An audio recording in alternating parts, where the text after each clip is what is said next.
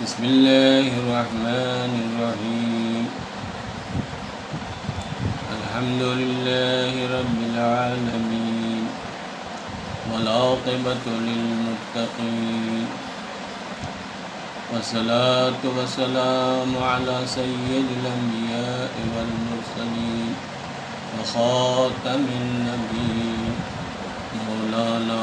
سیدنا ابی القاسم محمد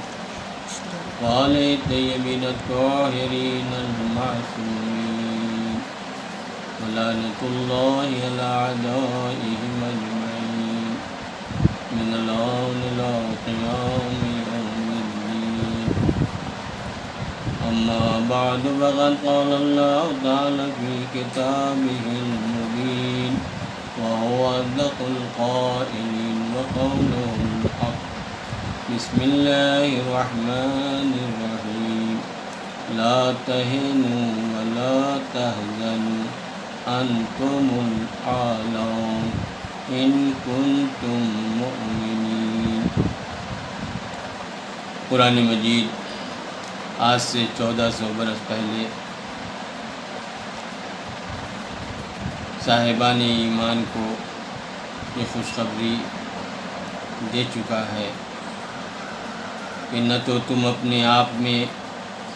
وہن محسوس کرو نہ حزن محسوس کرو، تم ہی بلند و بالا ہو، لیکن ایک شرط ضرور ہے کہ تم اپنے ایمان کو اپنے ہاتھ سے نہ چھوڑنا، ایمان سے وابستہ رہنا، ایمان سے اپنے آپ کو جوڑے رکھنا۔ دور حاضر میں جو صورت حال ہے وہ سب کے سامنے ہے۔ آج لمحہ فکریہ ہے کہ پوری دنیا میں جس کی تعداد سب سے زیادہ ہے یعنی عیسائیت، اس کے بعد اگر دنیا میں کوئی آبادی ہے وہ مسلمانوں کی ہے، اس کے بعد اور قومیں ہیں،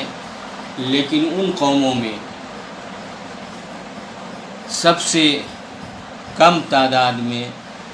اگر کوئی ہے تو حیرت کی بات ہے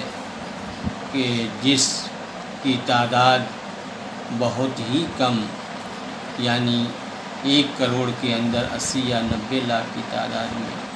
آج اسرائیل ہے، جن کی تعداد اتنی کم ہے وہ آج پوری دنیا کو اپنی مٹھی میں کیے ہوئے، اپنے قبضے میں کیے ہوئے۔ حالانکہ ہونا یہ چاہیے تھا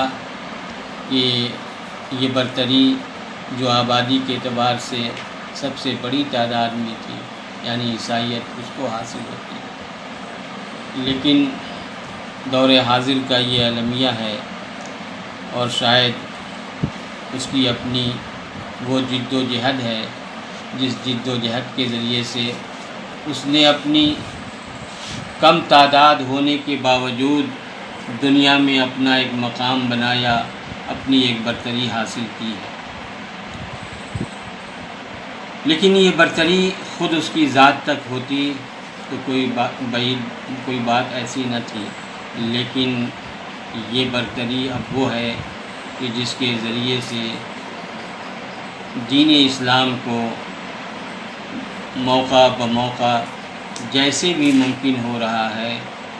آج دنیا میں اس کو نقصان پہنچانے کی کوشش کی جا رہی ہے۔ آیت اللہ خمینی علی اللہ مقامہ رضوان اللہ علیہ نے بہت پہلے ہی اس حقیقت کو بھانپ لیا تھا، اسی لیے انہوں نے پہلے ہی عالم اسلام سے اس بات کی تمنا کی تھی کہ یہ ہمارے سامنے اتنی کم تعداد میں ہیں، ان کی کوئی حیثیت نہیں، اگر آج ہم اپنی پوری قوت کے ساتھ کھڑے ہو جائیں تو ان کا نام و نشان بھی نظر نہیں آئے گا۔ لیکن افسوس عالم اسلام میں انتشار کی وجہ سے آج وہ مقصد حاصل نہ ہو سکا، لیکن پھر بھی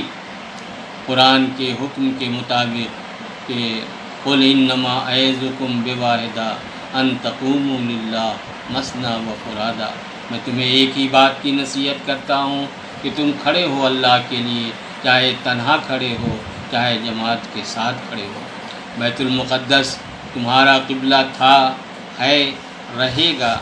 اور قیامت تک تمہارے لیے اس کی جو اہمیت ہے وہ برقرار رہے گی۔ کیا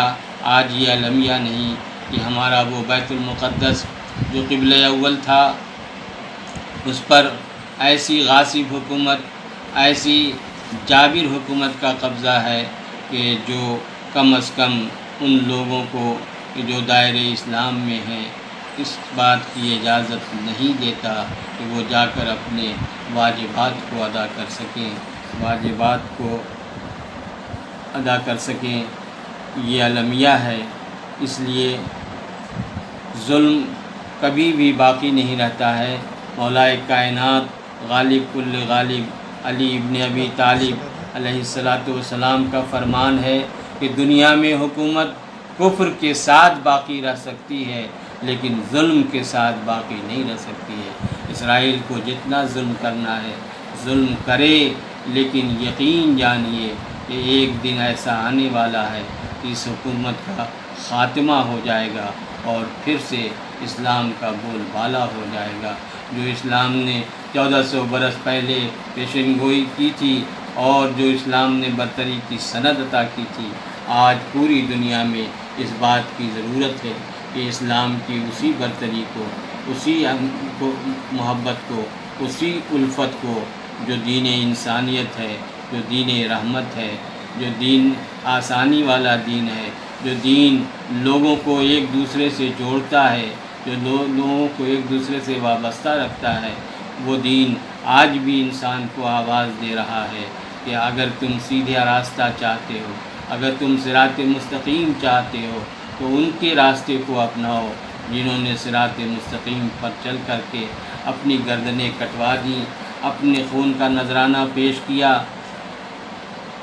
دور حاضر میں اس وقت جو صورتحال ہے اس صورتحال میں سب کی نگاہوں کے سامنے ساری باتیں ہیں، کہنے کے لیے بس اتنا ہی کافی ہے کہ اب بھی ہمیں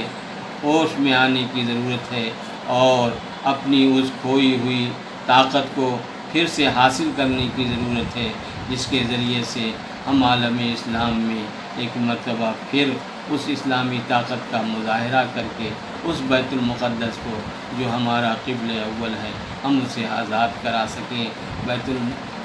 یوم القدس کی یاد آج اسی کے لیے ہے اور اسی بات کا پیغام دینے کے لیے ہے کہ مسلمانوں اپنے قبلہ اول کو فراموش نہ کرو، اپنے قبلہ اول کو بھولو نہیں، وہ تمہارا قبلہ اول ہے، بیت المقدس تمہارا ہے۔ غاصب حکومت کا قبضہ اگرچہ آج وقتی ہے لیکن پھر وہ تمہارا ہی ہے، تمہارے ہی ہاتھ میں آئے۔